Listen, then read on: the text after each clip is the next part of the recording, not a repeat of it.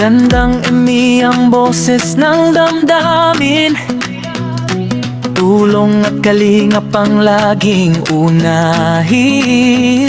Hello everyone! Welcome back again to my channel. So for today's video mga kalingap, kuhain lang natin itong clip ni Presbyrador na mga kalingap. Pag-usapan natin ano ba yung masasabi ni Kalingap Edo. Kasi alam natin, marami yung mga nag-request dyan na sana daw ay itambal itong si Kalingap Edo kay Bridget. May mga makikita ka na nga na mga picture na magkasama yung dalawa. No? Ang dami kong nakikita, lalo na sa Facebook mga kalingap. So, syempre, alamin natin. Payag kaya si Kalingap Edo na magkaroon ng panibagong love team? So, pag-uusapan po natin at papanoorin po natin sa video na ito. Pero bago natin simulan yan, huwag niyo pong kakalimutan mag-subscribe, Val Santos Matubang, Kalingap Rob at Edna Vlog. Syempre, supportahan po natin Berador Vlog at Kalingap Edo. Supportahan po natin. Ang inyong lingkod, Gandang Emmy, sa mga hindi pa po nakapag-subscribe, please subscribe and please hit the notification bell para lagi po kayong updated sa aking mga ina-upload na mga reaction video. So, eto panoorin natin. Ano ba yung masasabi ni Kalingap Edo about dito? Tara, panoorin po natin ito. Para ma-relax yung puso mo. Diba? Wala ka muna. Saka na muna. Pahinga muna. Big time. Tama na. Tama yan, focus ka na lang muna sa charity mo. Kasi nasisira ba ang charity mo? Hindi halos lahat naman natamaan. Pahinga eh. Eh ako yung mga dyan, mga kaibigan, mga kalingap na itatambal ulit si Kalingap Edo. Hindi na muna para sa akin. Ikaw, para sa'yo, ano? Pahinga muna. Ayun! Tama yan! Oh.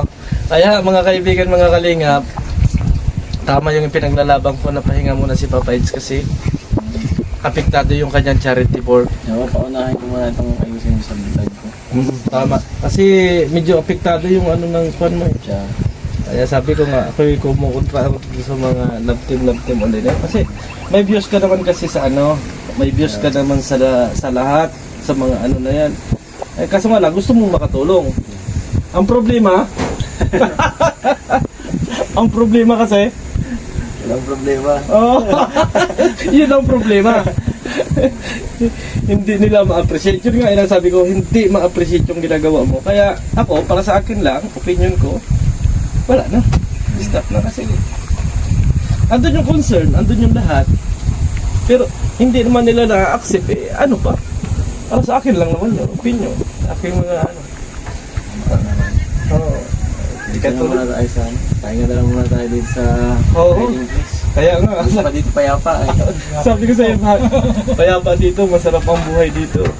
So, malinaw ng mga kaibigan na wala nang love team si Papa Eds. Hahanap na namin yan ng mapapangasawa. Hahanapin na namin yung oo. Yung talagang forever na. Forever na yan. Ay, grabe. Oo. Sabi nga ni Kalingap Rob, yung forever na kailangan ni Papa Eds, yung makakatambal niya. Hindi yung pang-love team lang, pangit. Nakakasakit lang ng puso, di ba? Kaya Buti ikaw nakahanap muna. siyempre. Ganyan tayo eh. Kailangan mahanap natin kasi minsan kasi may mga babae kasi na hindi naman sa need lang ay yung pera, need lang yung kanyang Pero dapat makakuha tayo ng babae na kung ano yung meron lang tayo, doon tayo mamahalin. Hindi porket guwapo, may pera, doon ka mamahalin. Eh paano kung bumangit ka na wala ka ng pera? Di ba? Wala na. So, ayan nga, mga kalingap, ay grabe na yan. Kahit marami kayo napapanood dyan o nakikita na picture na magkasama itong si Bridget at si Kalingap Edo, ay naku, sorry na lang po, no? Kasi si Kalingap Edo ay pahinga muna sa love team, ayaw niya muna. Kasi alam natin, marami yung nangyari na hindi maganda, no, mga kalingap, kaya wala munang love team. Ayaw na niya. Na siya? Anong tawag doon? Yung lagi na lang siyang iniiwan ng mga nakaka-love team niya. Ito yung pinakamasaklap, itong huli, no, mga kalingap, na talagang sobrang nasaktan si Kalingap Edu sa nangyari. So, ayun nga, ang mas maganda is true love or yung mga kapartner na niya habang buhay yung hanapin niya, naka-love team niya, no? Mga kalingap, yun ang mas maganda. Kasi, mahirap kung ganyan, na love team, tapos pagdating ng huli, eh, hindi maganda yung magiging wakas na talagang hindi natin makakalimutan yung nangyari, no, mga kalingap. Pero, kailangan tanggapin na po natin, no, move on na tayo sa nangyari, no? At si Kalingap Edo ay pahinga na muna. Hindi na muna siya magla-love team. Pagod na siya.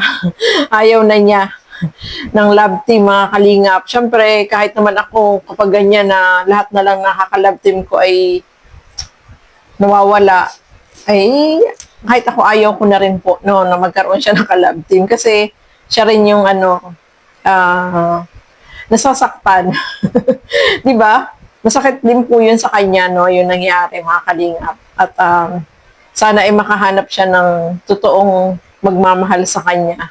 Yung tunay, no, hindi yung love team lang, no, mga kalingap. So, ayan po, no, malinaw sa atin na ayaw ni Kalingap Edu na magkaroon ng love team. Kaya yung nirereto nyo na si Bridget, ay pasensya na lang po muna, no, kasi ayaw talaga ni Kalingap Edu. At kahit si Kalingap Rob ay ayaw din po na magkaroon na ng love team itong si Kalingap Edu kasi nakakadala na. Diba? Sobrang nakakadala na po, no? Yung mga nalalove team kay Kalingap Edu ay ganun yung nangyayari, nawawala. Kaya, hindi natin alam. Ang na lang natin ay makahanap ng totoong mamahalin at magmamahal sa kanya. Yung mga kasama niya habang buhay, no, mga kalingap. Saka nasa, naman siya, yung edad naman niya, kailangan mag-asawa na siya, no?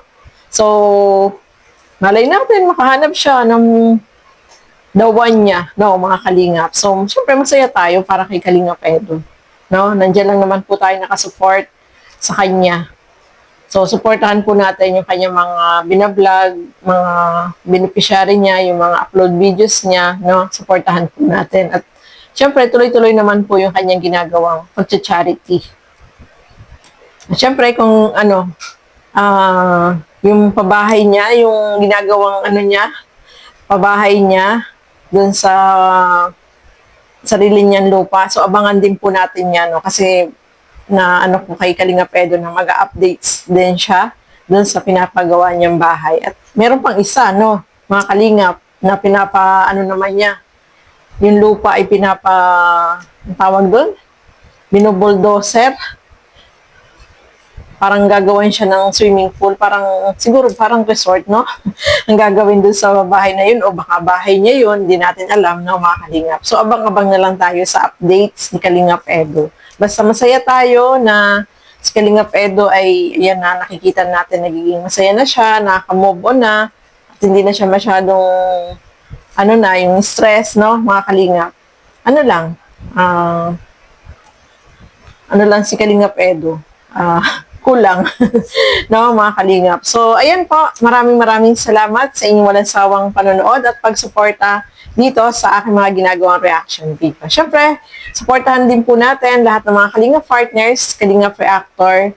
Ang inyong lingkod, huwag niyo pong kakalimutan, Gandang Emmy. So, hanggang dito na lamang po muna. Thank you and God bless sa atin lahat. Bye-bye po!